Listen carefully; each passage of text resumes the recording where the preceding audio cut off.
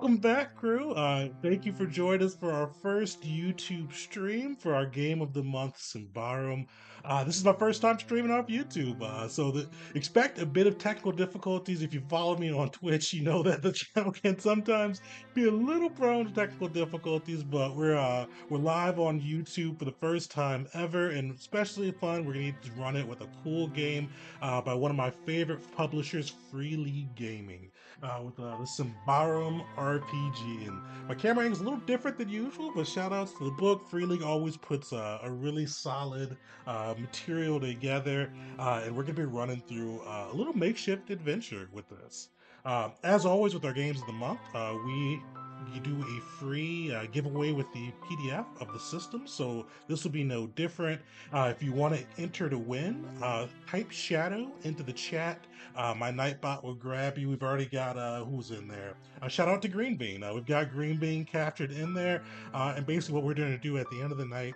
Excuse me, we're gonna do a giveaway, and the winner will get a free copy of the RPG emailed out to them. I think through Drive Through RPG, so you get to run this game with your crew.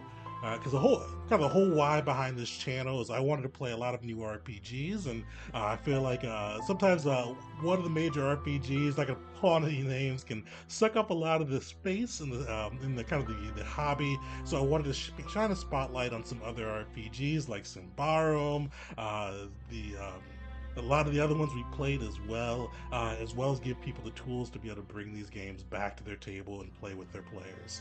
So that's kind of what we're going to do today. So thank you guys for joining us for this first YouTube stream. Make sure to throw Shadow into the chat for your chance to win. And we're going to kind of dive into it now. So typically, I run these games of the month with a table full of players. The biggest big bad enemy of any tabletop RPG is scheduling. So a lot of my crew wasn't able to make it this time, so I'm gonna be running this solo. So I want to give a shout out to One Parts in a Million. Look them up on drive-through-rpg again .com. I think they also go by Pete too, as Pete's the guy that makes it. But yeah, so you can look them up there. They've got a solo rule setting for the Symbaroum RPG. That's what I'm going to be running today, using some solo play techniques and hopefully getting to show off the system a bit. Before we actually dive into the system, I think it's really kind of a good one that's it's set up for good solo play opportunities just in the way they handle the dice rolls. It's a D20 system, but rather than where like 5e or Pathfinder, where a lot of it is set by the DCs are set by a game master, these ones are typically set by your attributes or modified by your enemies.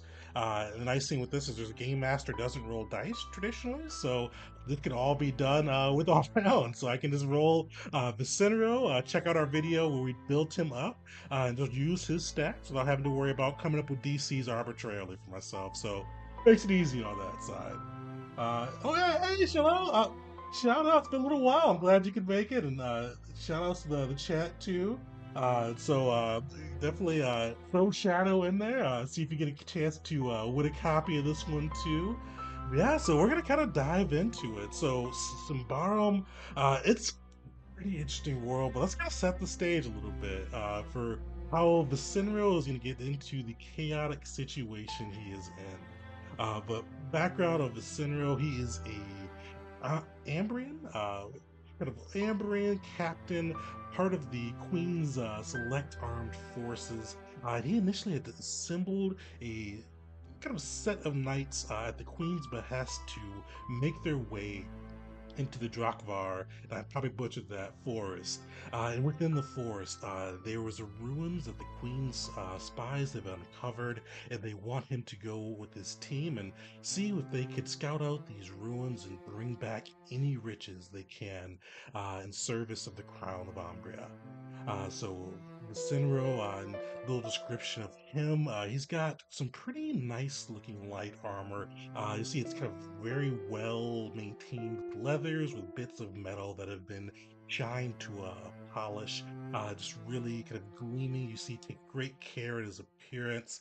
He's kind of a dark, well built, short buzz cut hair. He's got a little scar across his cheek to give him a little bit of a roguish air. But you see, he keeps a pretty polished image as he frequently interacts with the Queen's court. With him, he had a kind of group of shining knights as they made their way into the Drakvar forest. And Vicinero, if you guys were watching were able to watch the character build episode, you'd know that he is a bit arrogant. He's definitely pretty cunning and able with a quick tongue, but definitely has a trace of arrogance to him, and that definitely did not serve him well as they went into the Davakar forest. And as they kind of rode through from the safe lands or the safer lands of Umbria into this darkened forest, tragedy after tragedy happened. From the forest, pits appearing beneath his knight's horses, swallowing them whole, endless streams that kind of came and swept away some of his forces. Uh, Trolls and other creatures and hunger wolves assaulting his band of mercenaries and eventually just whittling them away step by step until the Cinema was left in the forest, this darkened hellscape where the Empire of Symbaroum used to sit. He's left alone. He's completely out amongst these elements, amongst this hostile terrain, and all he has is himself, a bit of magic, and his long sword to see if he can survive and make his way back through the waste of the Davakar forest. So that's where we'll pick up there. As I mentioned, we're going to be using some of the solo play rules. So if you're not familiar with solo play, this is actually something somewhat new to me. I've done it once with the One Ring as well. They had a really cool solo play system there. So we're going to be using some of the role tables that they offer for situations to kind of set the stage, as well as usually things that the DM would either describe or you'd ask the DM. So we're gonna kind of use it right away and set kind of what's going on here and kind of what's as he's lost in the forest. What's the ambiance? What he should be looking out for as he tries to either make his way to the ruins if he wants to carry out this mission, or at least try to escape with his life. So I'm gonna flip it over. So they got a cool roll table here for solo play. So I wanted to show it off a little bit too. This is gonna be a little bit of a so we're gonna roll some d20s and see what options we get here. The nice thing with this too, so we're kind of and basically we're and you should be asking an open-ended question with this too. Let me phrase the question. So right now he is lost in the deep, dark areas of Davakar. And I'm gonna kind of see, and we're all asking the system right now, what's going on in these forests? What's pursuing him? Maybe what are some of the just the ambiance and what's after him? So I'm gonna roll some d20 and we're gonna see what comes out for him. And while I'm doing that too, if you just join the thread, make sure to throw Shadow into the chat. Let me throw a little one in there too, just so you've got that in. It's allowed, and hopefully, you've been lucky before. Hopefully, get another system in there as well. I'm glad you followed us over from Twitch too. If this goes well, I think I will be using YouTube more, especially for the games of the month versus Twitch. I think most of the people that view the channel are on YouTube, so I think it'll be a little easier on that side. So as long as there's not any crazy technical difficulties, this is where we'll be hanging out. So throw that shadow in there. We got 2 people in so far. But yeah, let's roll some dice on here. So we roll 3d20. I'm gonna roll them one at a time just to kind of see what we get. Because you see, there's 6 different areas on here. You can kind of mix and match as you feel appropriate, and kind of see as what comes up with it. And basically, these are just kind of sparks for improv as a player, and so we kind of see what we get and see if we can find some fun situations for Vicinero. So first d20, we're gonna get a 19. So scrutinizing. So something's watching him, maybe something's evaluating him. Let's see how that keeps playing out. So let's do another one for part 2. Well, uh, lying. Something scrutinizing. Lying. Either they're lying about him. Maybe they're. That was not the the right spelling, I think, but maybe they're lying in wait. Uh, Let's so we could do part 3, but I think it may be a little bit interesting to go to Dark Davakar right now because we've got something scrutinizing and lying. Let's see what we get. This could be starting it off in combat or starting it off with something crazy. So let's see how that goes. So 19. A late summer elf. So yes, Vicinro, his once pristine armor, muddied and battered, with blood from both himself as well as the men that were at his command, kind of hurriedly walks through, uh, runs through. These darkened forests of Davakar, these endless trees that seem to just grow twisted from the ground, where light barely, if at all, makes its way through the bottom. Something lies in wait. Something watches him. You see, you kind of panning the camera out. You see a creature just kind of hiding and lying in the bushes, keeping track of him as he makes his way through these forests, as he tries to either find his way out or find his way to the riches that he promised his queen. So we are going to see too now with this late summer elf. He's scrutinizing our guy. He's seeing kind of what are kind of taking a look at him. Cool thing with this rule set, usually the GM would determine, hey, is this guy hostile? But they actually have a yes or no question there too that we're gonna utilize on this side too, and see if this guy is hostile to us. So we're gonna throw that yes or no. We're gonna roll a d20 on this side. With the way they have it set, I'm gonna guess he most likely is hostile towards us. So that's gonna lead us to a yes score. So we're going to take a -2 penalty on this d20, which basically allows us to get closer to to the yes on the what would be on the d20. So let's roll that and see what we get. Oh, one. So perfect. So one or less on this side. So let's see. So he is hostile. And yes, and so if you're familiar with improv, yes, and we're supposed to give a little bit extra here too. So he's hostile. We'll say this and let's give a little description for the summer elf. This guy, he is carrying a short sword. You see, he's got painted tribal markings that allow him to blend into the deep dark of the Davakar forest. And you see as he kind of scrutinizes Vicinero, who is not trying to be stealthy at all. As Vicenero's panicked, his men are gone. He is lost alone in this deep dark forest. The elf decides to kind of pull his blade uh, and kind of appear, make himself known to Vicenro. So we'll see as that scene plays out as he kind of pops out in front of our hero, blade drawn. You see him look Vicenro up and down, scrutinizing the man. And he goes, "This forest is not for you. You should leave this place if you want to retain your life." You see Vicenero kind of look shocked. He pops back, drawing his own fencing blade as well as he sees this creature here. Vicenero, though, he's got a little bit of a silver tongue. He's gonna try to see if he can talk his way out of this one. So cool thing with this, as I mentioned, the way Symbaroum is set up, rather than having to come up with a DC, I've got to roll equal to or below Vicenero's persuasiveness, which we put all in on persuasive. So he's got a 15 here. So if I get a 15 or lower, we may be able to talk the elf down, or maybe we can get some cool information from him. So let's roll away.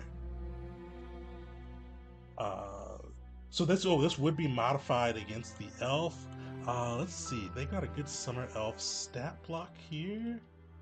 Uh, will say they don't have a summer elf, or at least I'm not finding a summer elf block quickly. But we'll say that this guy, he's pretty aware. He's pretty self-assured. So we're going to give him a +2 modifier or -2, I should say, modifier for his resolute. And what that does, so with modifiers in this system, he has a good score of resolute. So that's going to bring the -2 is going to bring our 15 down to a 13 that we have to roll below. So it gives a little bit of makes it a little bit harder for Vicenrio to try to sweet talk his way out of this one. But you see Vicenrio look at the elf and he goes, "Ah, my friend, I appear to be a bit lost. I mean you no harm. Please, let us share a drink and maybe you can help me find my way out of this mess that I'm in." So let's see what he got there. So yeah, he failed. So he rolled a 19. You see the summer elf tribal markings, curved blade out is not it. He looks back at the Sinro clearly, where his eyes were once scrutinizing the man. You see clear disgust evident on his face. And he looks back and says, "Your body will lay in the forest, feeding the trees. You should not have made your way in."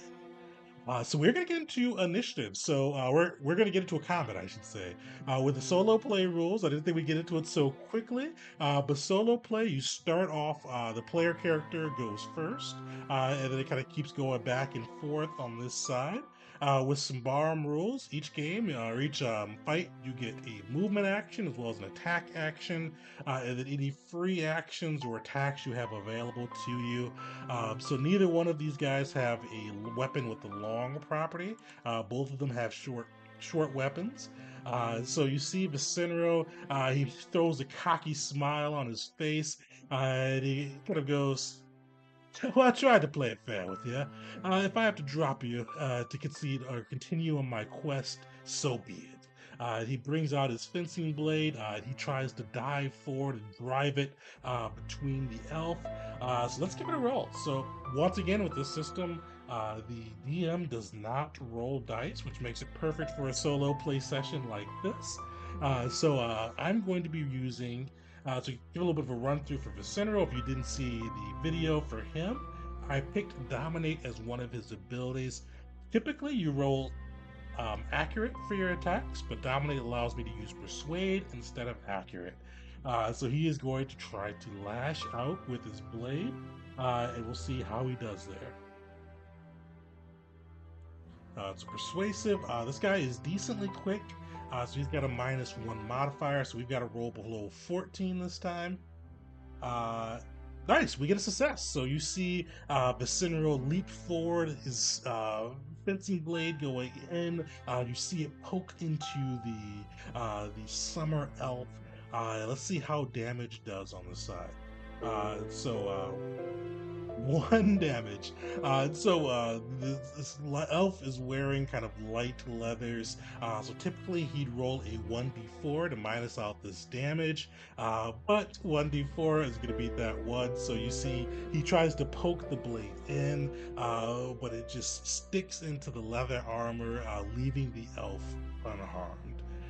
So now it's going to be the elf's turn, but the elf is not going to roll. It's going to be the player character. This is true even if it was not a solo play game. Game Master doesn't roll, so rather than rolling for the elf to hit, the Sinro is going to see if he is quick enough to evade the elf's blast. So the elf is fairly accurate. This is another +2 or -2 to the modifier, bringing our number lower. -2 is bad for this side for us. So that's going to bring our quick down from 11 or 13 down to an 11. So we'll see how that goes for Vicino. Nice. It's a success on that side. So you see this elf, just cold-blooded eyes, leap forward with his blade, trying to catch Vicinero off guard. This lightning-fast blade strike, but you see Vicinero throw him back in time, back in time to evade the blast. You see Vicinero has a little bit of a panicked look in his eye as he sees the blade, his first blade strike, not even pierce the being's armor. He is just see he's a little bit worried. And as you see the panic enters him, you see a cocky smile go back on his face, and you see him begin making arcane signs and drawing up on the corrupting magical powers of the world. He is going to try to cast Dominate on this creature. Or I should say, bend will, not dominate on the creature. So this is going to be Resolute versus Resolute. We've said that Summer Elf has a -2 modifier for Resolute. But the nice thing with this is I took the leader ability where I can do persuasive instead of resolute.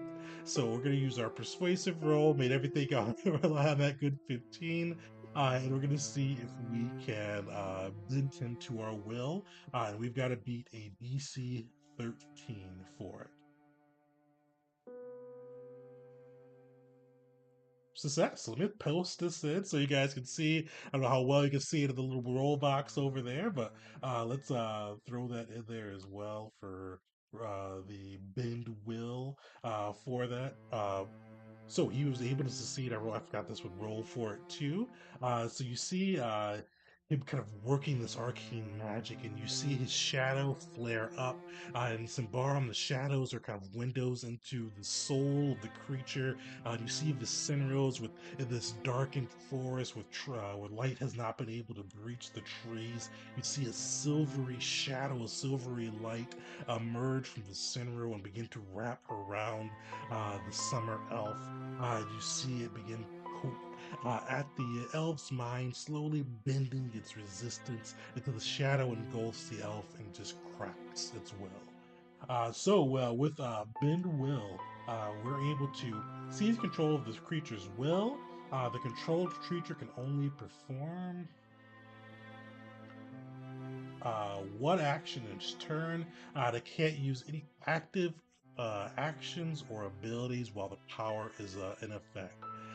So we're going to, you see, as the elf kind of slumps down and becomes docile after Vicinera was able to work his magic. He's going to, we're going to see if we can ask him some questions. You see Vicinera look at the elf and go, "Do you know where the Elvikar ruins are? Uh, my queen has decreed that I must see what is available there, and even without the soldiers who came with me, I will not let the crown down." So we're going to see too if this elf has any knowledge of it. Then if so, we're going to ask another open-ended question using some of the solo play rules by one parts in a million to see kind of what we could fill in on that side. Before we do that, let me check in chat on this side too. Uh, Ursula, I'm glad you could stop by. We're definitely hang out while you're lurking or working too. But definitely, if you haven't yet, throw Shadow into the chat. If you put Shadow in, that's going to get you a chance to win a free PDF copy of the system. It's a pretty cool one. I definitely wish this is one of the ones I was a little bummed we were going to use the solo play rules because this is definitely a fun. It was one of the big ones that was offered at the time as a replacement to 5e. With the whole OGL controversy, which we're not going to get into today, this is really one of the big ones that kind of got repeatedly brought up as something that you could play instead of 5e if you didn't want to kind of get into that whole thing, we'll say. So throw Shadow in. Hopefully, you get to bring this home to your crew. As always, we're raffling off one free PDF copy of the system through Drive-Thru RPG. So let me take a quick drink here, and we're gonna roll some dice and see if this elf has any knowledge of the Elvikar runes.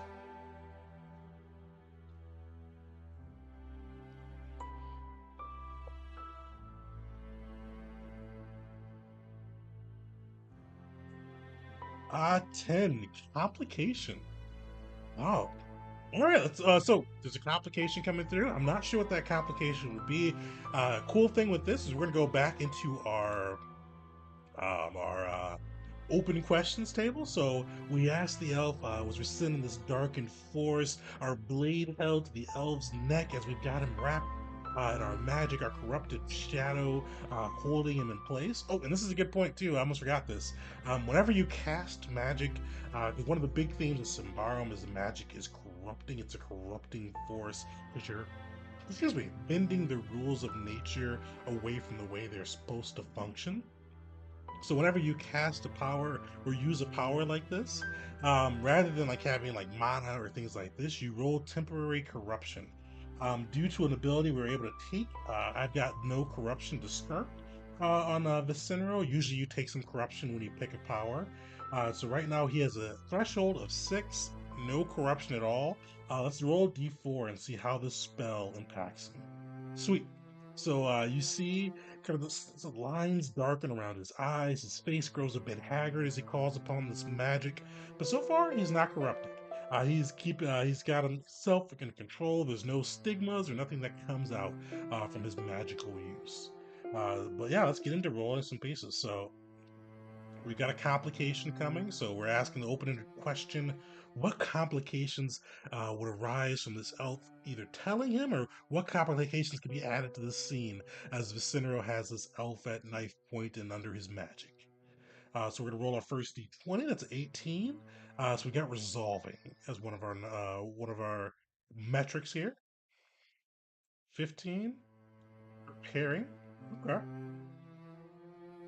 Oh, let's see.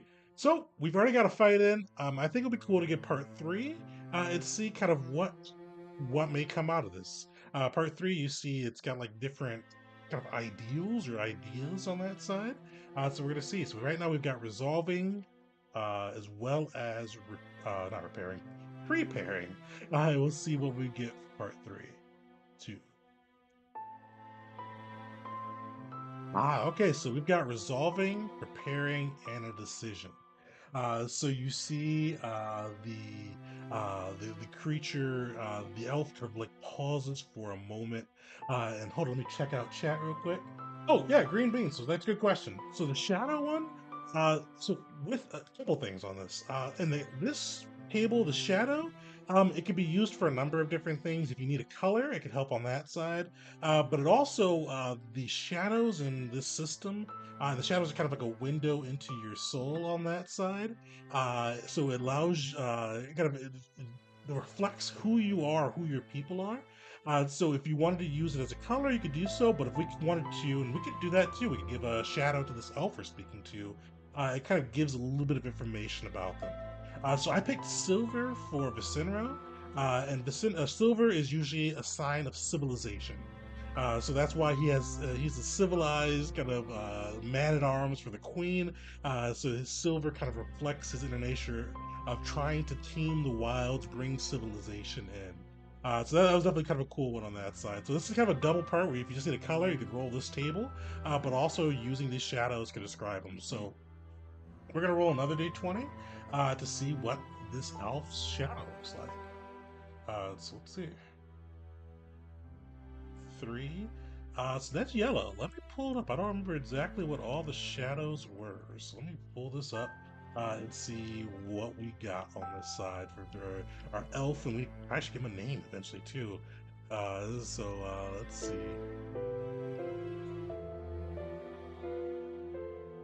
But yeah, this was kind of one of the things I thought was kind of a cool piece of that. Because your shadow, we didn't take it, but one of the other cool things you can do with the shadows with the system, depending on your build, is you can do Witch's Sight, which allows you to kind of see if somebody's trying to deceive you by peering into their shadow. I thought that was kind of a cool piece there. But yeah, so the shadows ranges in color. Those are closer to nature, have shadows that are green, red, or white. And that kind of fits, I think, for this guy, because he got was a three on that side. So three is yellow. So that's a different one. So green, red, or white are nature. Civilized people tend to appear gold, silver, or copper. Those appear in the southern aspects have mixed natures. They can be a combination of colors. So it doesn't say what yellow is on this side, but I'm going to say that he's definitely kind of succumbed to the wilds. He's call out here causing chaos and trying to bring harm to those who make their way into the darks of Davokar. So that's what we'll kind of say for him on that side. But now that we've got the shadow piece, we got to come through and make something fun for what we've rolled on this guy. So as we asked him to tell us where these ruins are, we got that he was resolving, preparing, and making a decision. So this elf, with this kind of flickering yellow shadow behind him, you see he's kind of fear in his eyes, and you see he's kind of at the pinpoint point of making a decision. Betray his desires to keep people, specifically the Ambrarians, out of his forest, or let save his life and let this outsider know where the ruins are. So we're gonna do one more yes or no roll to see if he decides to continue resisting, or if he lets the our hero know what's going on. So he decides to speak and gives an and too. Yes, and on this side. So you see the elf caught in the shadow of or kind of caught in the center of shadow, work by his magic. You see the elf hang his head low, his hair kind of covering his face as he makes a decision. His resolve falters. Do you see him look up and he goes, "The temple you seek, it's deep into this forest. A day's hike.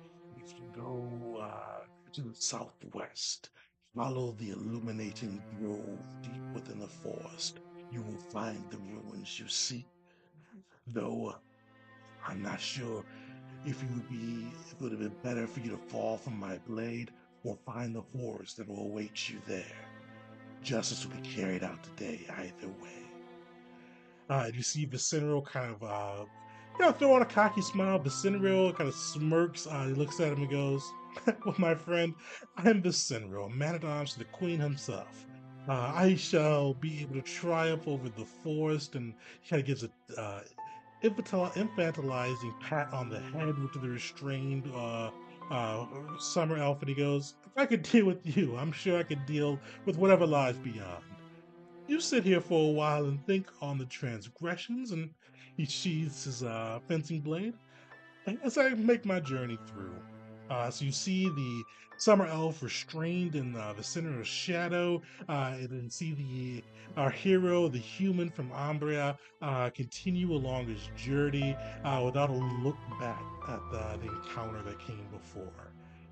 Sweet. So we got through one of our first encounters on this side. This system's pretty lethal, so luckily Vicento was able to dodge. I wasn't counting on an encounter so quick, but that's kind of the cool thing with solo play and the randomness of the dice. This is truly the dice telling the story with us filling in some pieces in between. So we're going to continue on. A couple rule things too as we go through.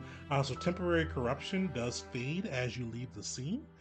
So as he kind of walks through, you see him kind of go deeper into the forest. You see the summer elf with kind of the darkened skin, the tribal markings, hair covering his face begin to fade from view as we go deeper into the Davakar forest. As Vicinero, even though he is without his men that he set out his expedition with, still tries to go through and carry out the Queen's orders.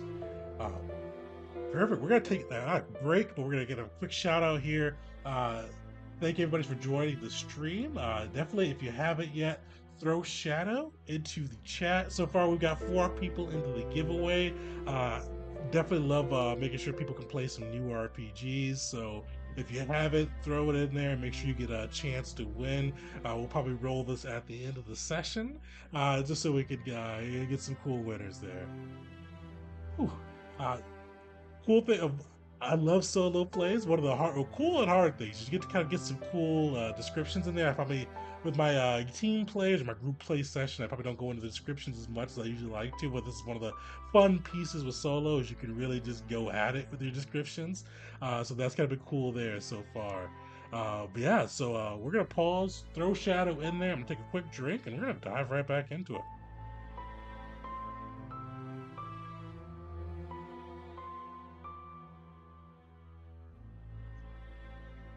Just realized I was using the wrong mic, so hopefully that's coming through a little clearer now for everybody too.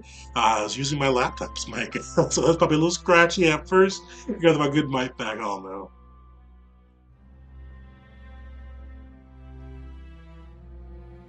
Perfect. So yeah, we are see Vicinro hours after the encounter.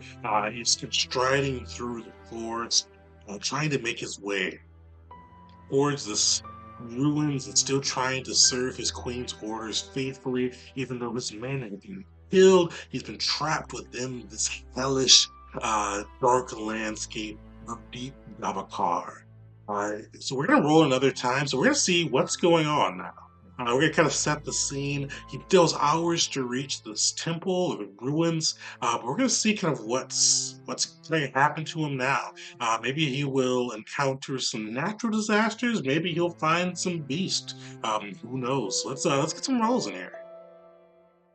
We're gonna do another one of the open-ended questions. So we're seeing um, what's the scene as he moves through this darkened woods with twisted plants and an unhospitable terrain that seems to suck the light and warmth out of those who move with their way within. Let's get some D20s in there. Four, all right, we get deceiving. Fun. Well, deceiving and lying. All right, we're going all the way in. So it could be either lying, or they're lying in wait. At 10. And what we're gonna do, we're gonna cherry pick here a little bit. We're gonna see what would be the most fun for the story. One of the big things with solo play rules is rather than pick what's most advantageous to the character. This is really about telling a fun story with the dice. So we're gonna kind of see what will be the most fun out of the remaining ones. It's not gonna be an Ambrian or a Shadow, but it can either be the Part 3 piece or Dark Davakar. So right now we've got deceiving and lying, and part three could be allies, which we could have some fun with that. Or it could be war. We're going with allies. So you see Vicinero trekking through the forest, just weariness taking him. You see some of the corruption's faded from his face after his spell, but you do see he still looks haggard, his eyes still look weary as he makes his way through the forest all alone in Davakar. You see kind of bits of light start to poke their way through the canopy of leaves that and trees that block the upper view of Davakar. And you see as he goes through and just treks in, the light starts to play tricks on his eyes. You see Sentinel starts to look and sees armored figures in the distance, and you see him squint, trying to make them out. And you see the symbol of Queen uh, Hannah, I think it was. Hannah, I believe. You see that symbol, the Queen of Umbria, on their armor. And you see the Sentinel's face light up as he kind of starts to run towards them. He calls out, "My friends, I thought you were lost." And we're gonna see. Let's see. We're gonna see if he is able to realize if they are, if this is an illusion or not. So this would be. Let me pull up the actions. I think this is gonna be resolute. But let me make sure on that side. Yeah, shout out, hey, Oscar, thanks for joining us. Yeah, these ones are kind of fun. This is my second time doing one. I did one for the One Ring for the solo play. It's kind of a fun way to learn the system. You see, it's a lot of, or if you're doing one on stream, it's a lot of talking, but even outside of that, it's kind of your own choose your own adventure. It's a fun way to learn how systems work, even if you're not able to play with a group. I had a lot of fun doing it with One Ring, and this one's been pretty cool too. Uh, I like the parts by a million, but if you ever get a chance, check out Strider mode by One Ring. I've only played two, so this is a real limited opinion, but Strider mode for the One Ring is like super well done. Gives you so many options as a solo player. Sweet. So let's see. I think this will be resolute, but I'm not certain.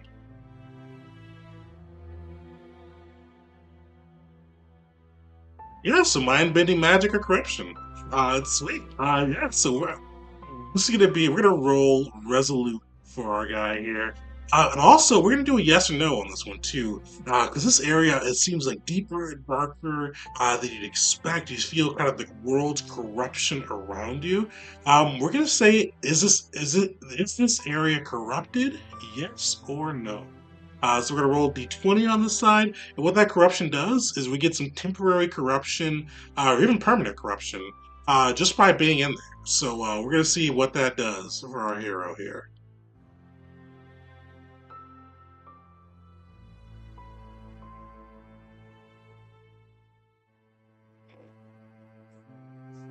So 12, 12 is no. So the area is not corrupted. You see, or it's corrupted, but not so deep that it's imparting corruption on those who part within. So you see, Vicentro, he calls out to his men. You see these shadowy figures in silver, bright gleaming armor with the queen symbol on them. Their faces blurred. staring back at Vincero. Is he able to discern, is this a trap or is this an illusion or this is his men brought back to him? We're going to roll a resolute roll for that one. No modifier, it's just going up against the world. So this is going to be him trying to beat 11. Succeeds.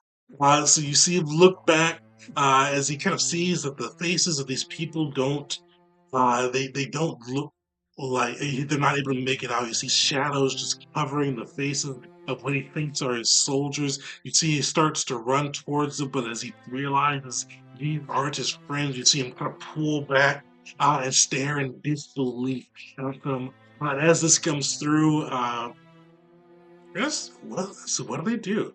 Uh, we're gonna roll another yes or no. Do these things try to harm them? Do they try to break down his resolve? Do they try to corrupt him? We're gonna see. So basically, we're asking: are they gonna try to harm him? We're gonna roll d20 for that, and then we're gonna roll a d22 just to see kind of on the table what we get for the open-ended questions as well.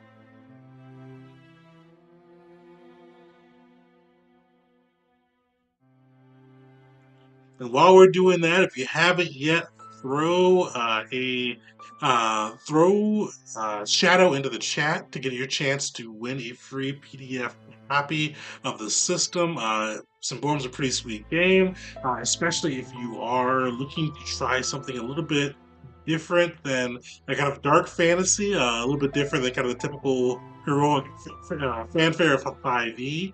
This is kind of a cool way to do so. And the system, believe it or not, with Vicendra's luck so far, it's pretty deadly. It's one of those ones getting into a fight. It's kind of like an OSR a little bit, some of the old school Revolution and Renaissance games, whatever you want to call it, where if you get hit, you can get down pretty quickly.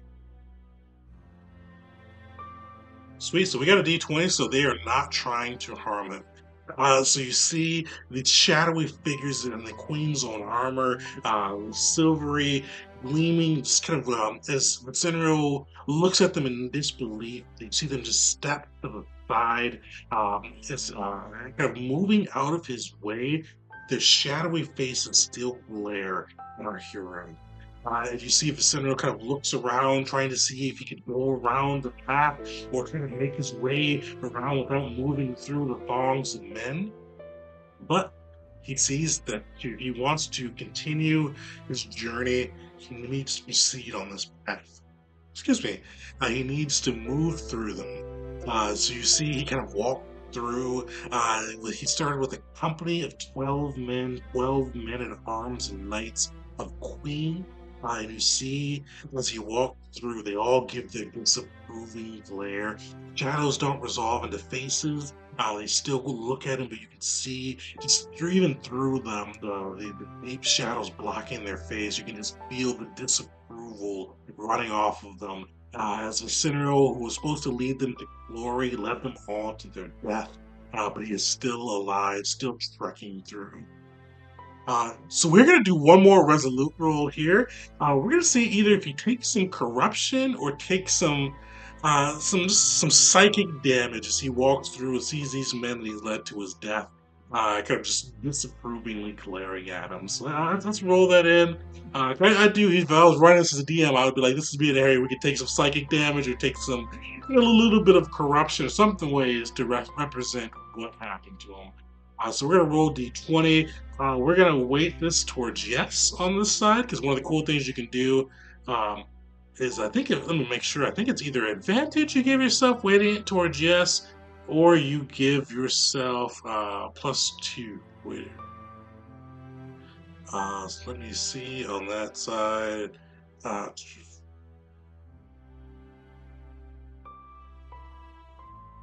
Oh, yep, so advantage. Sweet. So yeah, so we're gonna give ourselves advantage on that side towards yes. See if he takes some damage or takes some corruption on this side. So we're gonna roll d2, d20. So 15, or disadvantage, I should say, 15 or 7. So disadvantage on this side is yes. So as he's walking through the faces of these soldiers, kind of staring at him again, just trying to breathe down his resolve. You see they're going to, the corruption starts to surround him. And we're going to see if he takes either permanent corruption on this side or if he's able to fend it off with his resolute. So we're going to do one more resolute check and see what comes up for us.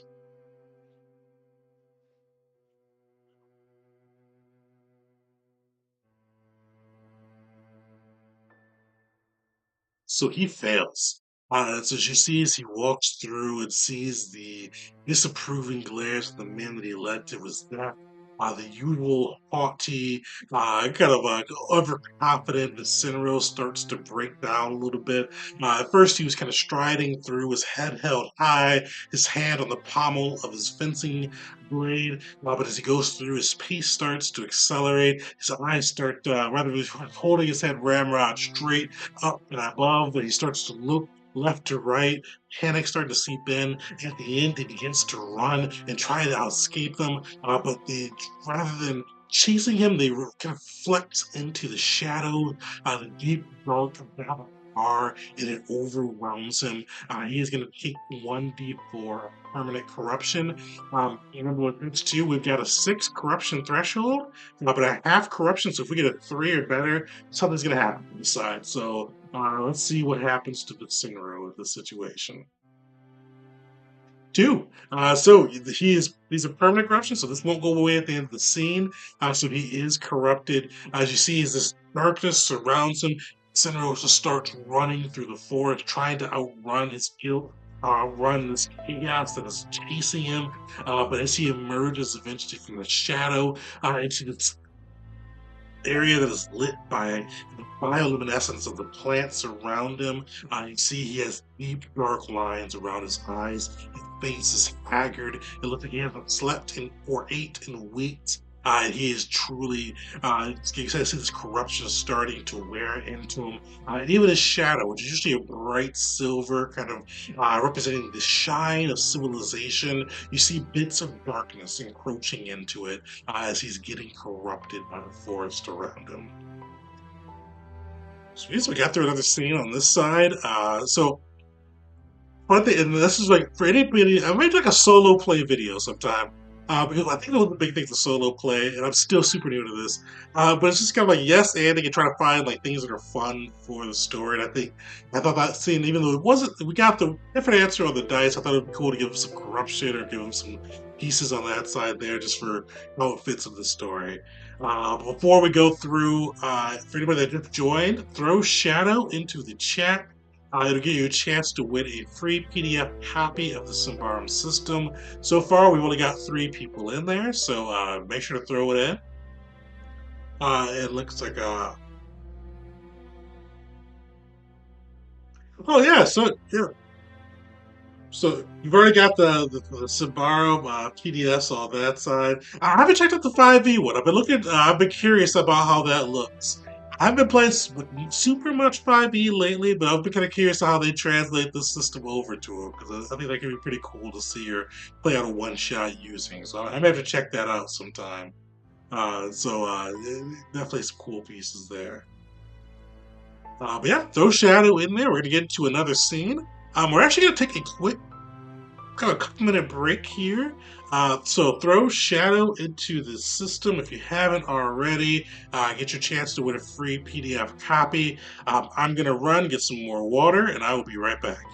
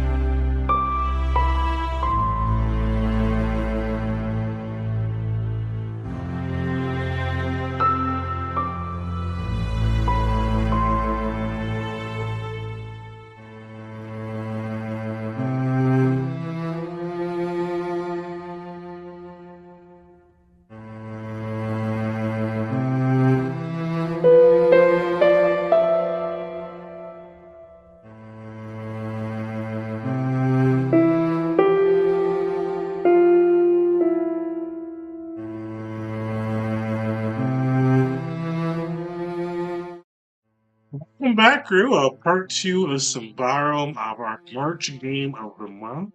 Thanks everybody for joining us for our first ever live stream on YouTube.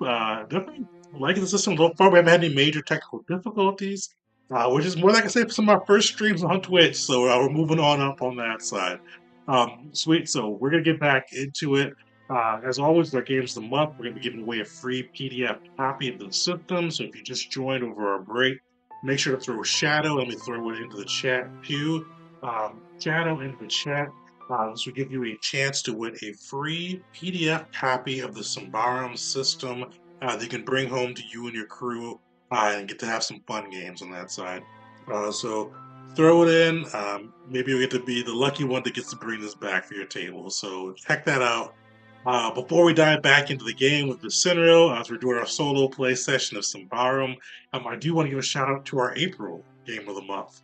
So this has been one I've wanted to play forever. And we're going to probably do this one a little bit different than usual. Usually I DM all the games that we run for our games of the month.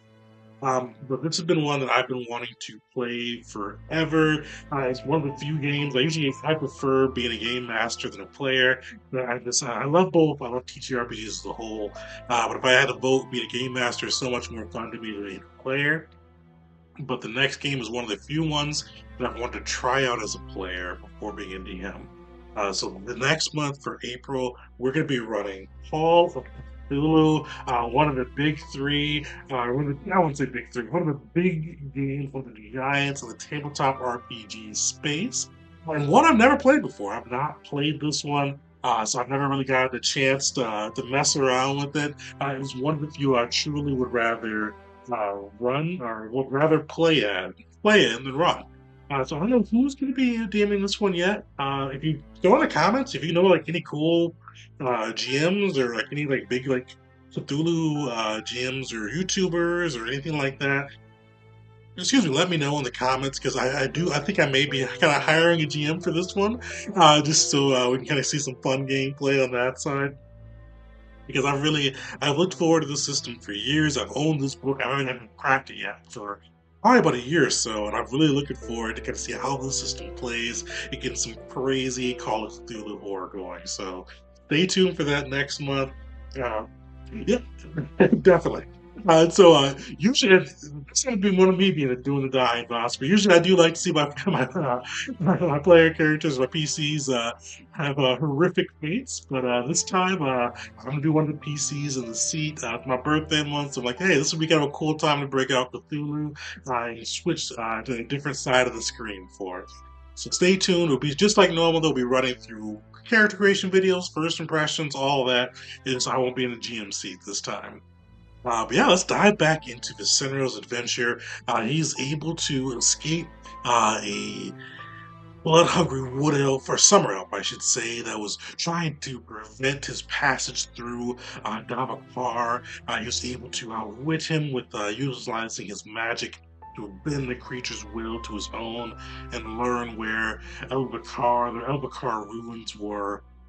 He then was able to make his way through the forest again, where he was confronted by the corruption of the forest, showing the men that he had led into combat dying behind her. And the men he led into this combat scenario and lost their lives and felt their disapproval glaring back at him. And he got a little corruption for it. But now he's gonna arrive at these ruins. This arrogant soldier of the queen is dead set on at least scouting out and seeing what riches could be provided for these ruins and not going back to the queen empty handed after losing his men. So he's keeping it going. So we're going to go back to our open questions table, and we want to see what lies in store at these ruins, what these ruins are like. We're going to throw that in and see kind of how that goes for it. So as always, we're going to roll 2d20 or 3d20. We're going to roll the first two right up front, and then we're going to see kind of how it goes and what may come up for it. no, thanks for joining us, Wonder. Yeah, definitely. Glad you threw Shadow in. I'm glad you were looking forward to this. One's a fun system. We're running it solo play. Due to some my usual playing or my table had some scheduling issues, so I'm using Parts by a Million solo play to run this one. And that's kind of what the table you see in front of you now is. So we're gonna be rolling some D20, and you're in the giveaway too. Now we got 5 people in our giveaway for the PDF copy. So we can play it could be anybody's game here. Yeah, let's get some D20 going. All right, we got a 2. So 2 on this one is assurance. Okay. Another D20, 11, improving. Okay, this one may be a little harder. So let's see. We're gonna do this one again. We're gonna roll the third D20, and we're gonna decide whether part 3, Dark Davakar, or what would fit best there. So we're gonna see what comes there. Kind of what would have the most interesting story to tell with it. So we'll roll and play with it. Okay. Yeah. So we see. Let's see. Assuring. Uh, During improving and either a decision or a necromage. We're gonna mix those two together. You see, I'm not sure how to do assuring yet. We'll figure that out. But as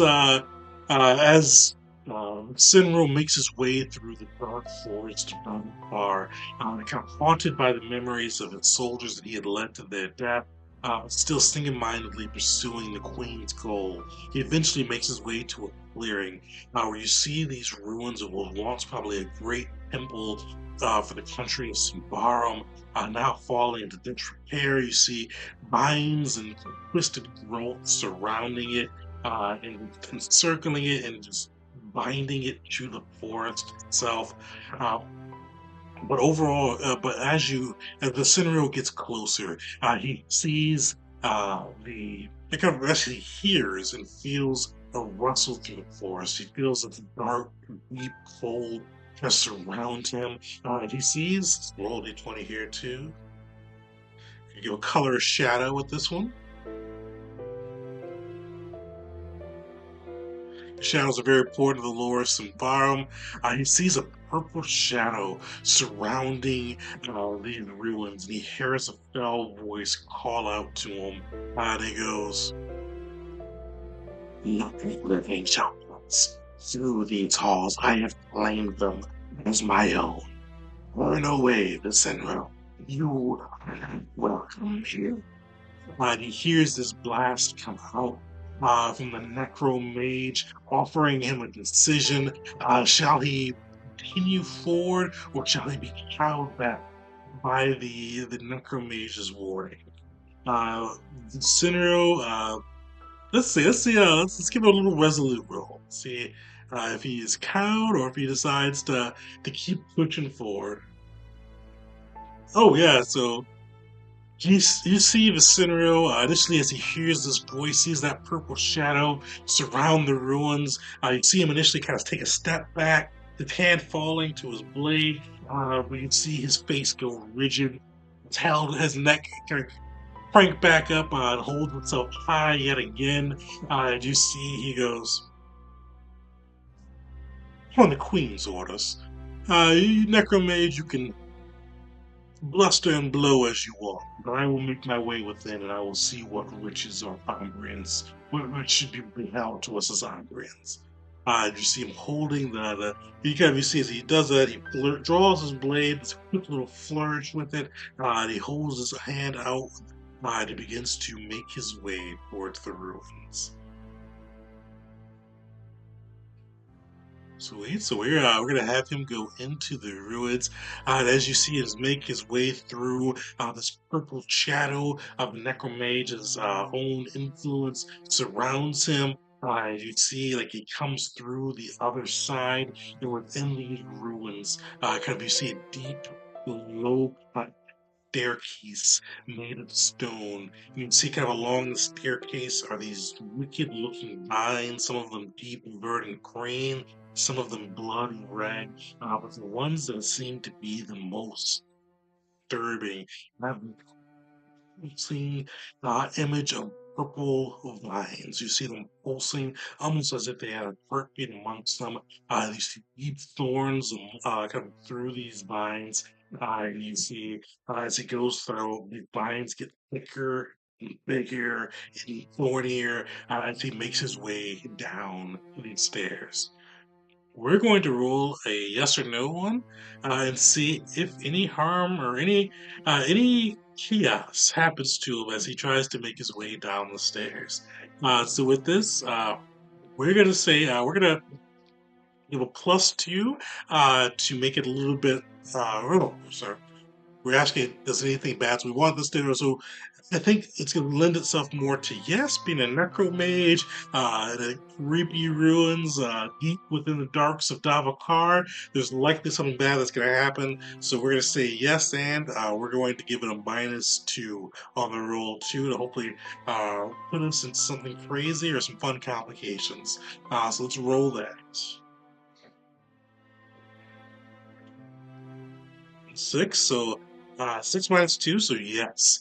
So as you see the Cinero moving through, he tries to put a trademark smirk on his face as he goes through and tries to make his way deep into the darkness of the ruins through these stone steps, kind of making his way into the heart of the forest. You see these vines that were surrounding the stairs begin to move. First, it's this deep purple one, and you see it latch itself from the roof of the ruins, and you see the red one move forward. You see the green one attach itself to well. You can see them all dart and make their way quickly towards our hero. We're gonna see if he's able to resist, if he's able to avoid it. It's a cool thing with this system. I probably beat it to death, but no D or even in the regular game, Game Master doesn't roll. So with this, it's a trap being sprung. We're going to see if he is able to be quick enough to avoid these vines pelting him and digging their thorns into his flesh. So we're going to roll a quickness. We're going to keep it at a base level on this side. So we're going to see if he's able to do it. It's just going to be a DC 13. So failure. With this one, you roll low or equal to, it's a success. Above or just above, it's a failure. So he got a 14 versus a 13, so he does fail. So you see these vines lash out quick as lightning. One wraps around his feet, one wraps around his torso. The deep purple one, the large one, wraps around his neck and begins squeezing, thorns tearing into his flesh. He's going to take some damage here. We're going to say this is a D6 of damage, or actually, don't say it's a D8 of damage. See how that does. So we rolled a 4 on the Vine's damage. He has armor.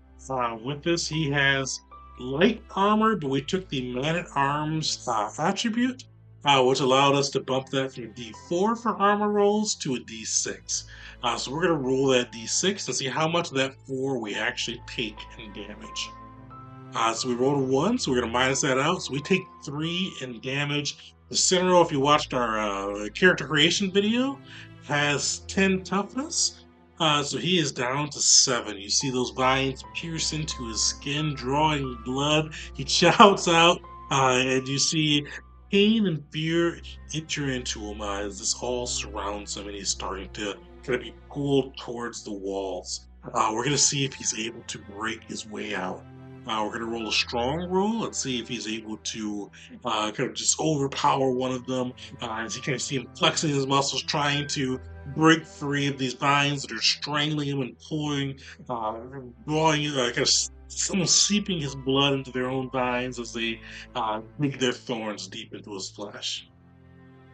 Sweet success.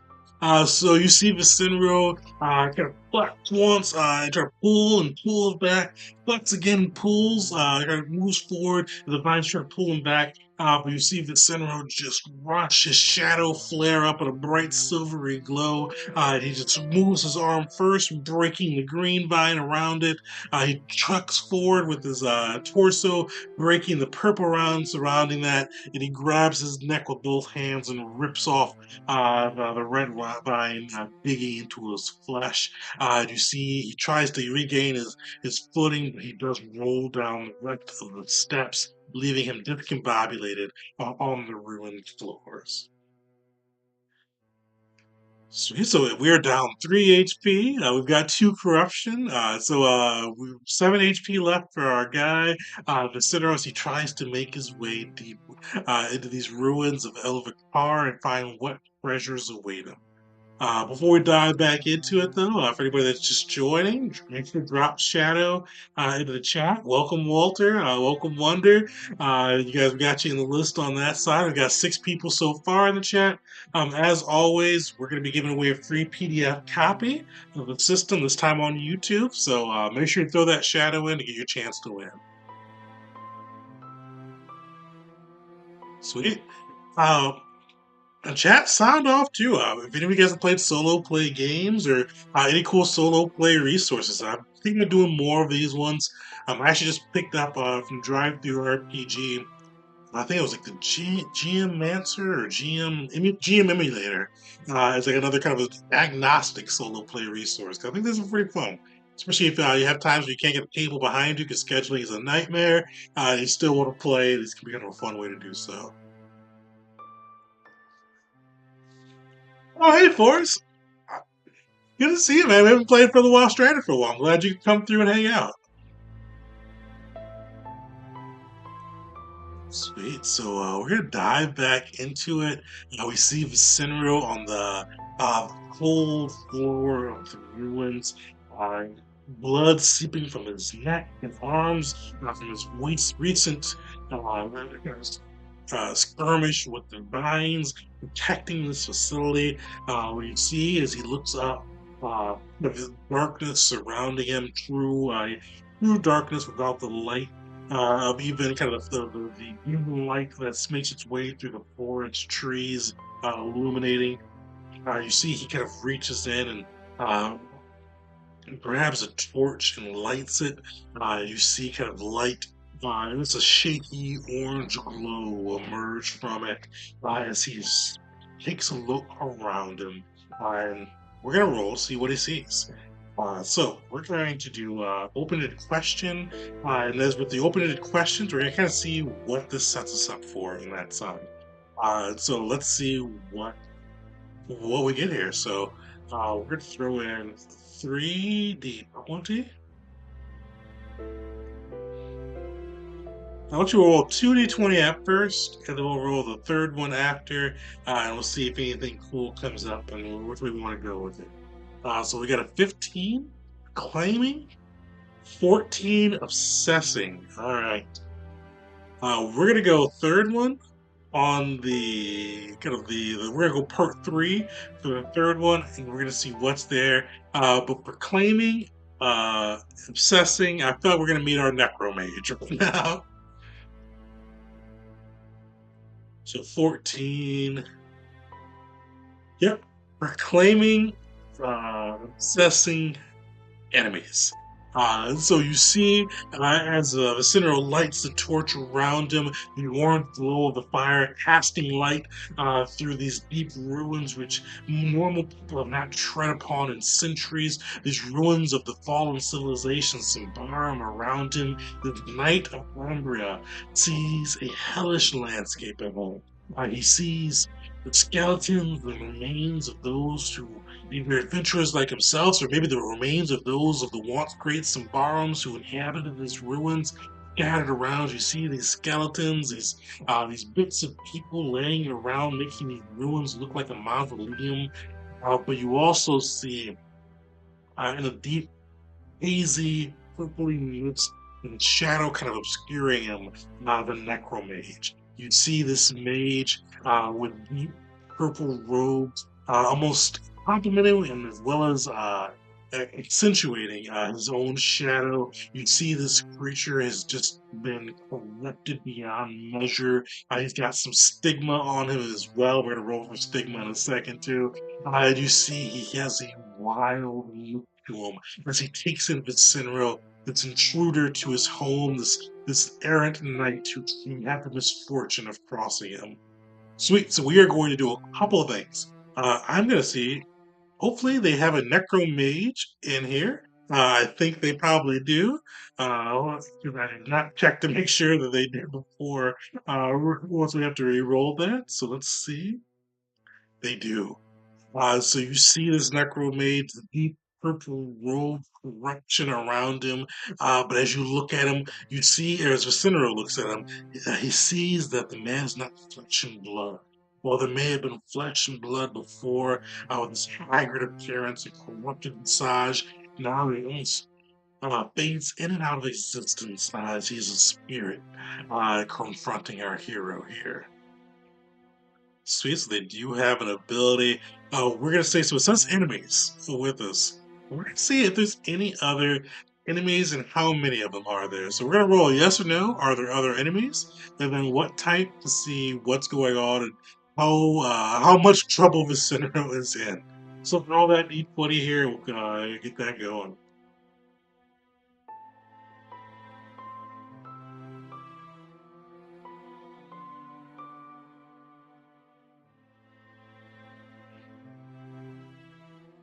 So 11 on that side. Complication. Let's see. I want to say complication. We're going to say yes. There are other enemies here on that side. Let's see. So unexpected plot twist, unexpected event is the way Parts Per Million describes this. So we're gonna say as Vicinero looked through, this guy was supposed to be proclaiming and obsessing. So this necromage looks at Vicinero and he goes, "Yeah, I told you the living shall not be born in this area. This ruin belongs to the dead. It belongs to the true Symbians." And you see him raise his hands, and as he raises them ever higher, you see some of the bones and remains of the Symbarans below begin to assemble themselves and form skeletons and raise along with him. We're gonna roll a D4 and see how many skeletons come through. D4 minus one, we'll say.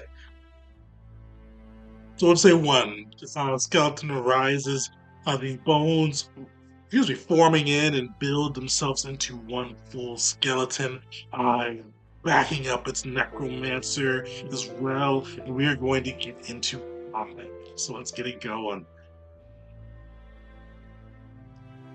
Sweet. If you just joined this the stream, make sure to throw in Shadow. We are Vicinero is in the thick of it as he makes his way through Navakar Forest. He's in a conflict with the Necro Mage. We're gonna see he's got some skeleton as well as a Necro Mage. He's gonna be fighting off against. He is the one that gets to act first, though. So we're gonna see how he does.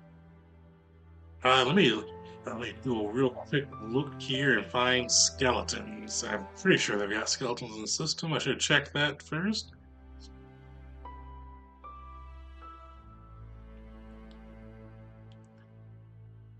Well, we're gonna say it's a Dragul, actually. A Dragul skeleton.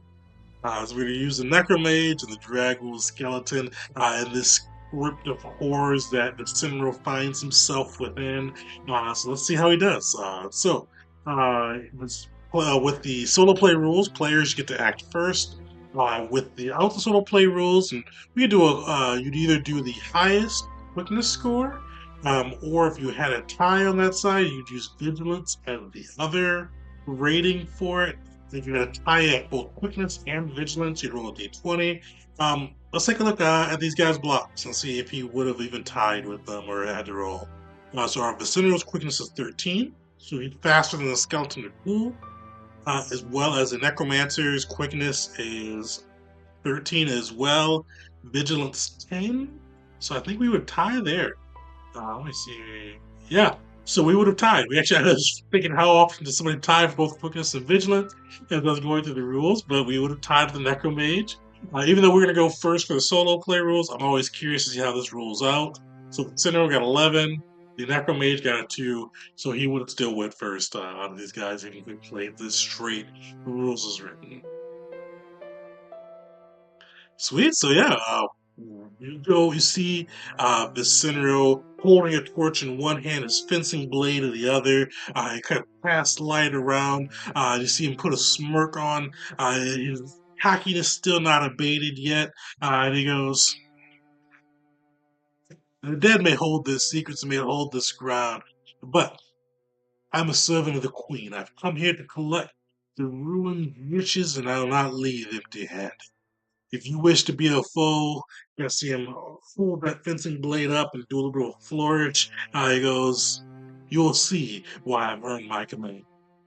He's gonna leap at the shat or the drag or the skeleton dragool and try to make a flashing attack with his fencing blade.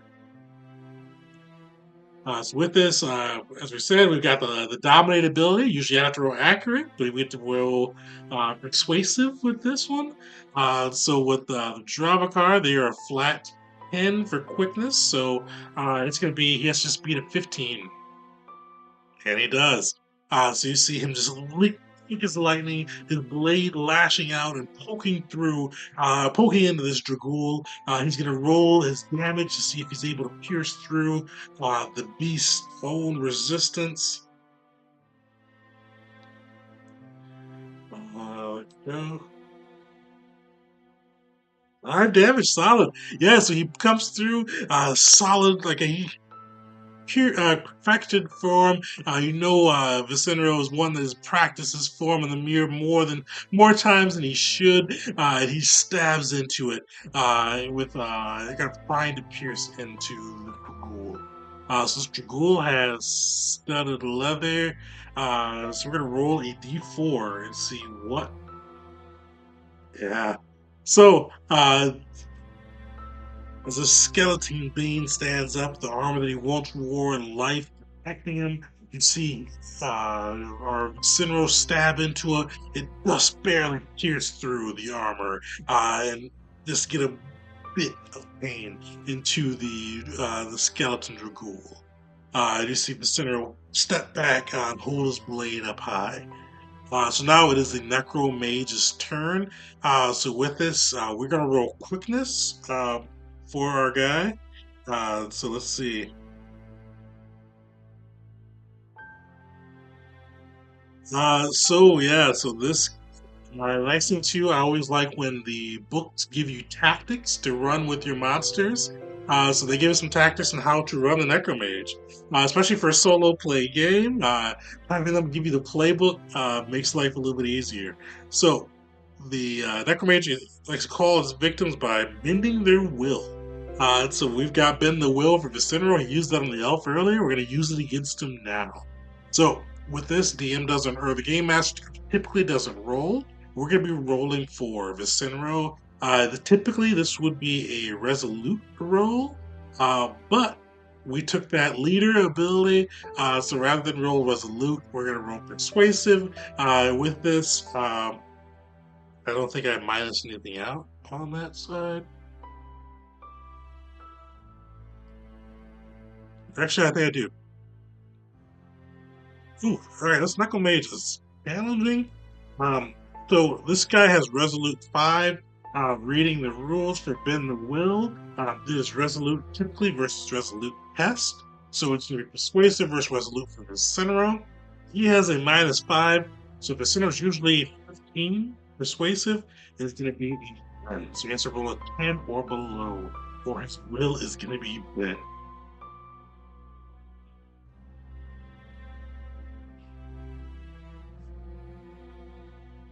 He failed, and usually he would have succeeded on that too. So you see the Necromage's purple shadow kind of roll out like thunderclouds in a cold night.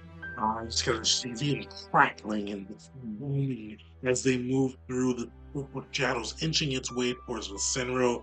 And you see them surround our hero and start pull at his will, breaking him down, uh, sapping his will. Eventually, you see him break. His will crumbles. So our will is bent. We are under this guy's control. Let me pull up Ben Will. I think we get to make a check at the end of our next turn to see if we are able to avoid or get out of it.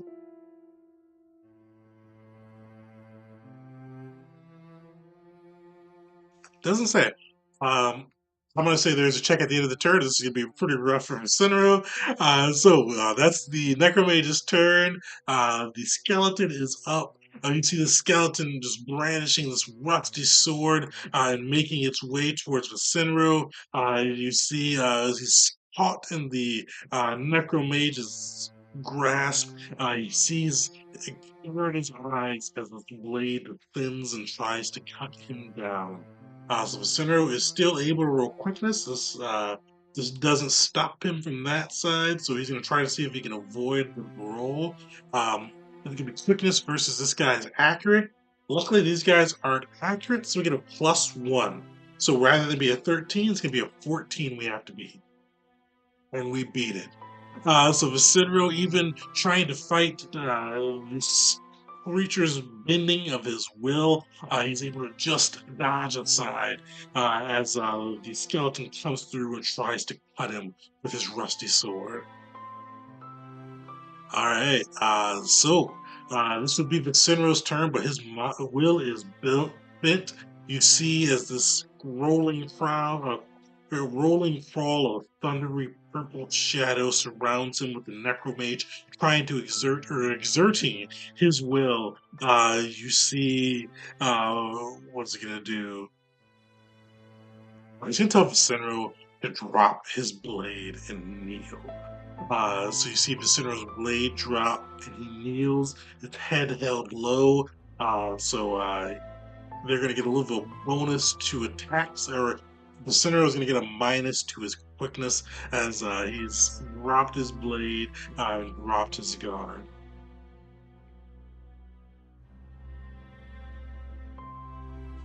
Sweet. Let's see. So we're going to go through the Necromage calls out its tactics. So the Necromage bent his will. He's going to follow up by making him terrified. And let's try to finish him off with his will is helpless. So let's see. I'm not sure how the terrified trait works with this. We're going to look it up real quick as we're talking. Terrified, all right. So the creature can stride and can strike terror into the hearts of one or more creatures. Terrify requires that the creature has the monstrous trait Spirit Form, which we do. So the creature's gaze forces a single victim to make a resolute test, or automatically spends both its actions backing away. If the victim can't back away, it will defend itself in desperation, but cannot compel itself to attack. The victim must make a test each turn, trying to shrug off the fear. All right, yeah, so he's going to try to make another persuasive check because we've got the leader ability. Fortunately, this guy's still going to get his -5 on that side due to being a resolute test versus resolute. So we got to beat it. And he fails. So his will has been broken. You see this undead spirit stare into Vicenro. His eyes just boring into our normally cocky hero. And you see true panic, true terror enter into Vicenro. You see his eyes go wide. He starts to inch back slowly with pure terror, and his will is bent away from itself, enters into his arms.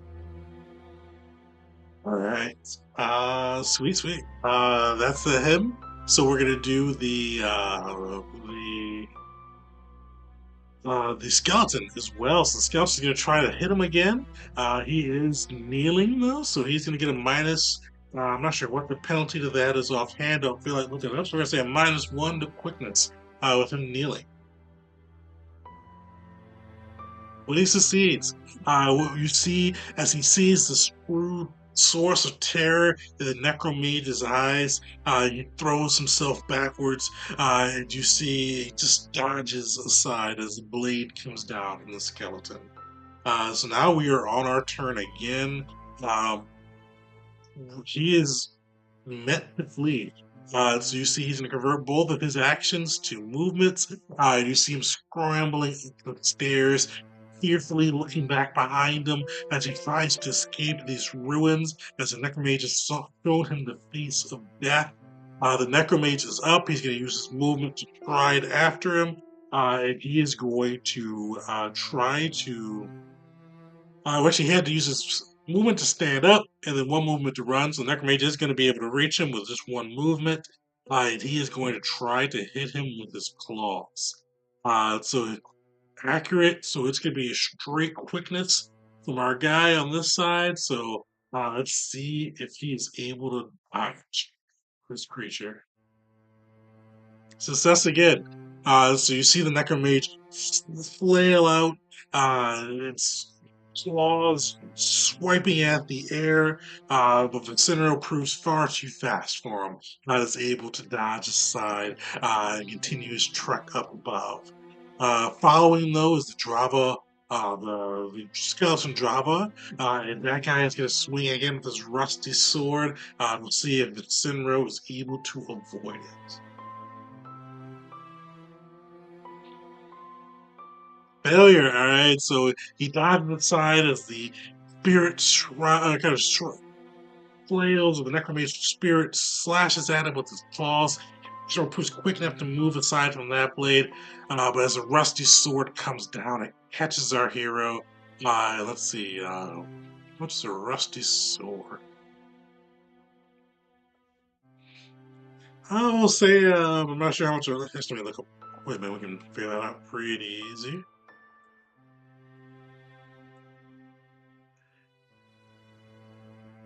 It doesn't say rusty sword though, so we'll say it's a D8. 7, alright. We've got light armor, we've got man at arms with ours. Oof, alright. So you see the Senro terrified, is not able to make the most of his armor. This being's blade comes down, the skeleton's blade cuts deep. You see blood spurting from his wound, as Vicinro is near death's door at this time, because that does 6 damage. Vicinro took some as he went through from the vines, leaves him at 1 damage. Also, with this game, you have a heavy pain threshold. So our pain threshold is 5. This did 6 damage. So we need to find out what happens with that. 'Cause I forgot what happens when you have a pain threshold. Let's see. Single attack. We've already subtracted armor. So we get to decide between the two of these. The affected creature is knocked down. It has to get up and see our special action on that side. Or the one who does the damage is allowed to perform an immediate free attack. We get to decide here. I'm gonna say it knocks us down. So you see us fall to the ground. It's not flat-footed as this rusty sword cuts into our hero. He looked up, feared his eyes, for once his confidence shaken, with a terrifying visage of these skeletons and the necromage hovering above him. It's back to get into his turn. He is going to have to use a special action to stand up. So he's going to have to use his movement to stand up, as well as either use his action to stand up all the way, or he could try to do a quick test and just use his movement. So we're going to try to do a quick test. And this is just based off his regular quick, so a 13. Sweet. He stands up, and he is going to try to flee this chaoticness. So he is going to use his action to disengage. So he's already used that. So they're let's see.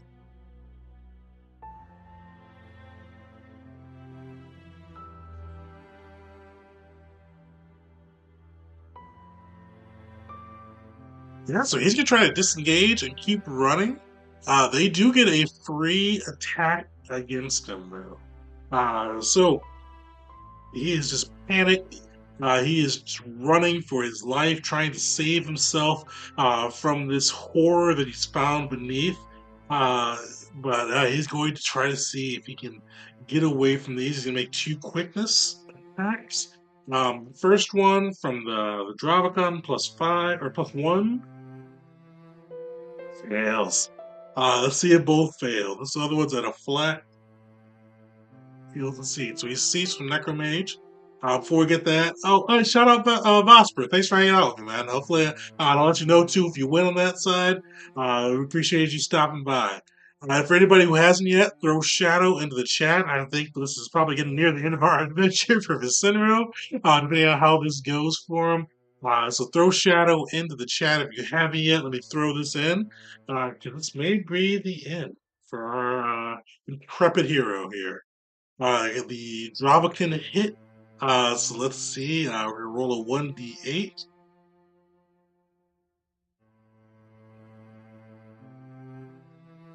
2 damage, alright. We're gonna roll a 1d6 from our armor due to man at arms. 5. You see this time Vicinero is able to react. You see he turns to the side, allowing the blade to scrape across his leather armor. And he emerges unscathed, bleeding, harmed, but on his feet and running again. He's going to make another persuasive check to see if he is able to break free of the Bane's terror.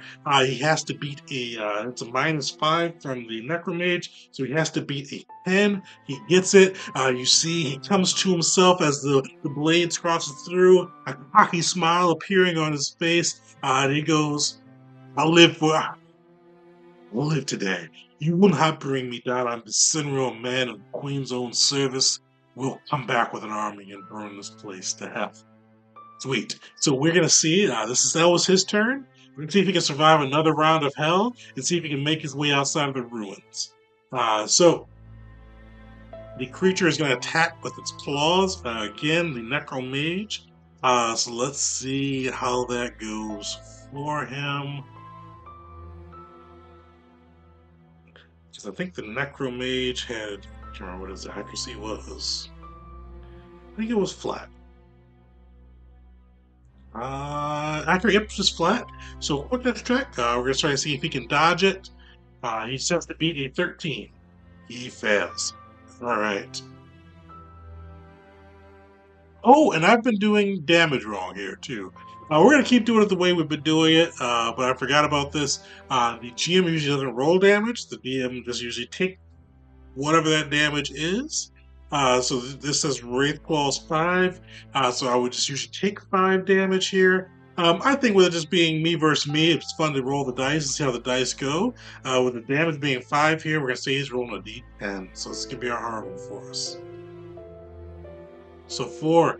Now we have the D6. We have 1 HP, or 1 toughness, I should say. So if we roll a below 4, we would be down, but we rolled a 4. So you see the claws rake against his armor again, slashing across his back as he tries to make his way out of this hellish ruins. So he's able to survive. Now we just have to beat 1 more, and we can make our way out alive. So the skeleton tries to stab at him with his rusty blade. He +1 to the modifier here, so it's a 14 beat. Is he able to get through? He is not. The skeleton is able to slash down with his rusty blade. So let's see how this goes for him. So we'll roll, we did a D8 for him. We'll roll D8 again as well. So 5, we need a 6, or 5 or 6 to stay up. Hey, yeah, we're here. The dice are with us. The dice are helping us tell this story. We both attacks. He had 1 HP for both, but his armor is able to take the brunt of these blows, taking the Necromage's claws, taking the skeleton's rusty blade, and our hero is able to dart out using his next action to keep running through both of them, to keep climbing the stairs of the ruins and make his way out into the dark forest of Davokar. Breathing a sigh of relief, you see Vicinero go, blood pouring from his neck, from the vines that strangled him, from the stomach where the rusty blade cut into him, and even though he had broken free of the terror, it still clawed at the back of his mind from the necromage that had tried to take his life. You could see as he looked back at the ruins, trying to crawl away as he made his way out. You'd see that deep purple shadow of the necromage and a booming voice echoed through. You escaped with your life. It is not likely you would do it twice. Don't dare come back to the ruins of Elvacar. And you see Vincero just shake his head, using the cocky man has a this arrogant smile on his face with pure terror, strain, and gauntness echoed back on the dark man's face as he looked through, bleeding from his wounds, and just shakes his head and that shakily gets to his feet and then walks away from the ruins of the Elvacar, defeated by the monsters within. All right, that's where we're gonna wrap up our session today. So this is kind of our game of the month for Symbaroum. Usually I've got my crew with me, but due to scheduling, this was a solo play one. So I hope you guys enjoyed some of the solo play mechanics with this. I do want to shout out, throw Shadow into the chat. We're gonna be rolling this in the next few minutes. So throw Shadow into the chat. Let me throw another contest in. We've got 6 people into the group already. Throw it in for your chance to win a free PDF copy of the Symbaroum system. If you do win, and I'll kind of repeat this again as well, make sure to, I'll try to message you, but definitely if you can, message me as well for your, so I can get your email address and I'll send you a free PDF copy through Drive-Through RPG so you can bring this home to you and your crew. So, sweet. I'm going to pause for a second. I'm going to drink another little bit of Oberon for any of my Michigan fan or any of my people from Michigan. It's Oberon season, so I had a couple Oberons for this session. So I'm gonna take a drink of that and some water, give people a chance to throw in Shadow. Then we'll talk a little bit about my feelings on the game so far, and then we'll wrap it off.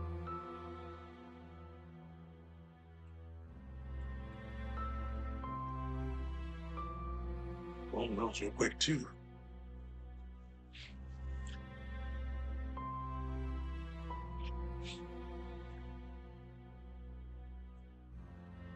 All right, sweet. So, got a little drink there, refreshment. Throw Shadow in. Oh, thanks for hanging out, Walter. We gotta get. Hopefully, Stranded comes back soon. We can get that back going too. And for anybody that hasn't seen it, Stranded's on this channel too. So it's one of our Star Wars 5e games.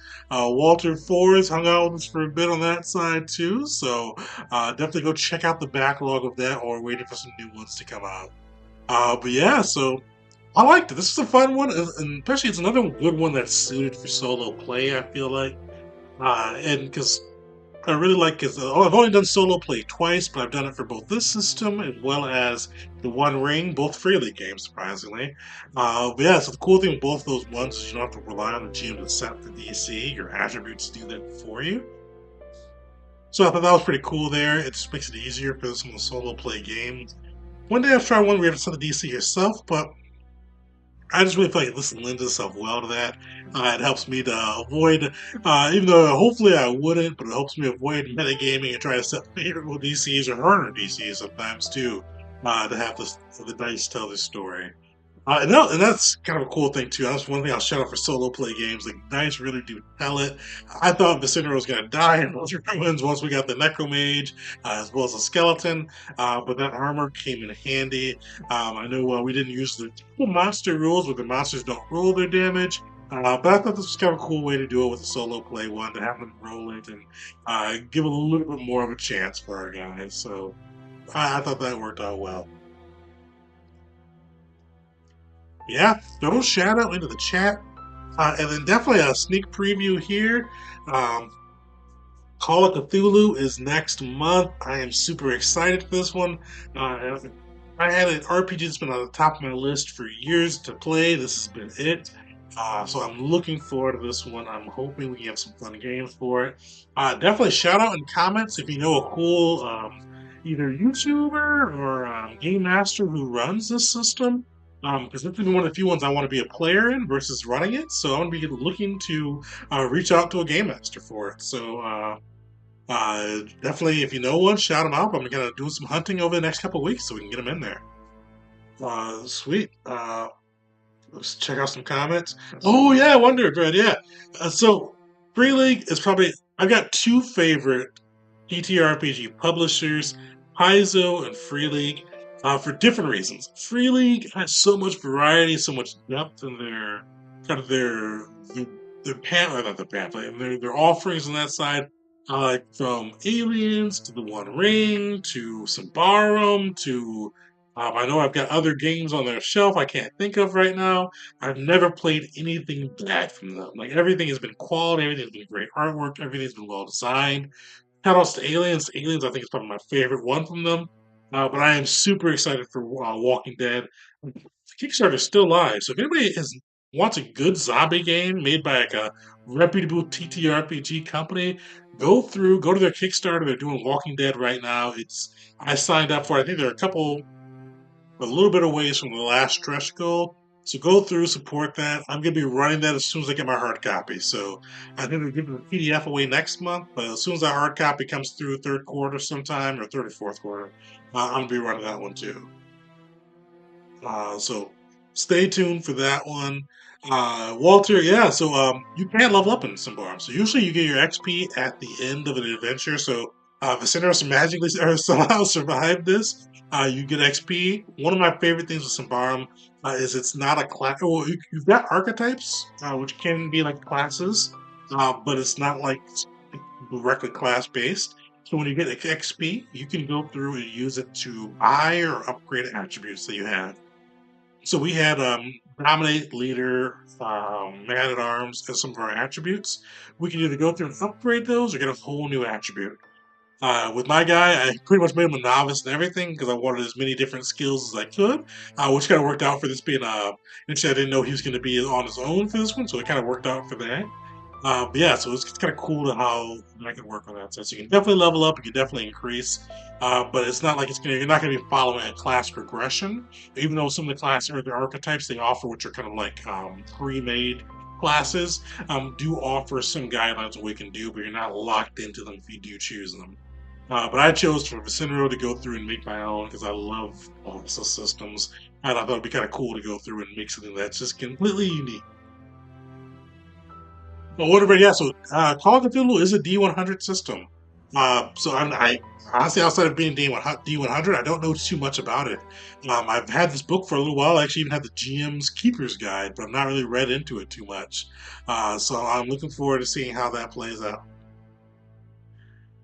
Sweet. I'm going to give one last call here. Throw Shadow into the chat if you haven't already. Let me see how many people we've got in the chat or have got in the giveaway. We've got 6 people in. So if you're not in there, get in there. We're going to probably do it in the next minute or two on that side. So we'll get that in.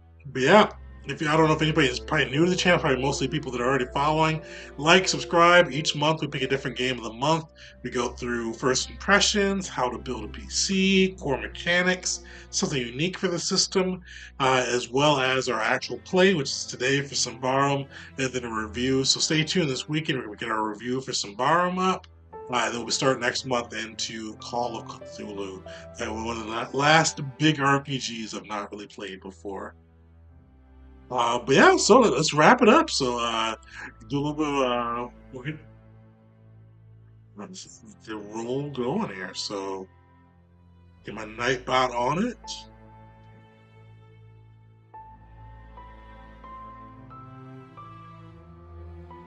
Oh, nice. So I have to ask her how I pronounce it. I think I may have mispronounced it before, but I think it's so how. You won again. So I know you had to work. Hopefully, you may still be on, but I'll message you afterwards as well. You have won again. I know you've won Coyote Pro as well. And I think you won another one too. I'm playing aliens. But shout outs. Definitely, if you play it, let us know. Throw a comment in on how the game has went. But definitely appreciate you all hanging out with us for the solo play adventure and for our first YouTube stream. I'm pretty sure I have to listen back to it, but I think nothing broke. So we'll probably be doing some more YouTube streams as we go through. So keep an eye out for that. I think our game of the month will probably be hosted on there. But yeah, definitely join us on Twitch too. Twitch will still have my Star Wars 5e spot. I'm running Invasion on Tuesdays right now, and hopefully Walter will get stranded back up there as well. We'll hang out for that side. Always every Tuesday, Star Wars Tuesdays on the channel at Tegan J Gaming at Twitch. We got Invasion on that side. So come through 6:30 Eastern time, sometimes 7, depending on when we start. You get to hang out with us there. But yeah, I had a blast. Oh, sweet. Yeah, you won. So hail. All right, sweet. Yeah, you won. Message me when you get a second. Actually, I already have your email, so I will send that over to you. Get that a little bit later tonight. So shout outs. I'm glad you came through. Glad get another system under your belt there too. Definitely let us know how it went. But definitely appreciate you all hanging out with me today for the first stream. And uh, till next time, folks.